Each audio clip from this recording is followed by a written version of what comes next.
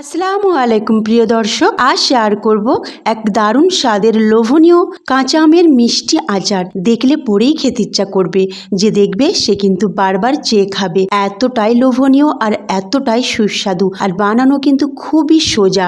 একবার দেখলে পরেই বানাতে পারবেন, আর যাদেরকে খাবেন তারা কিন্তু আপনার প্রশংসা করবে। এতটাই মজাদার এই আচারটি।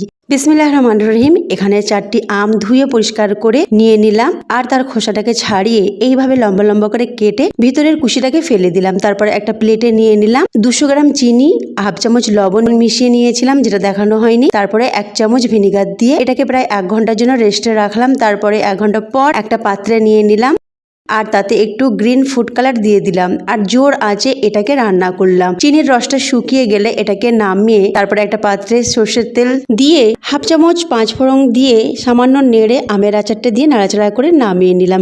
আল্লাহ হাফিজ।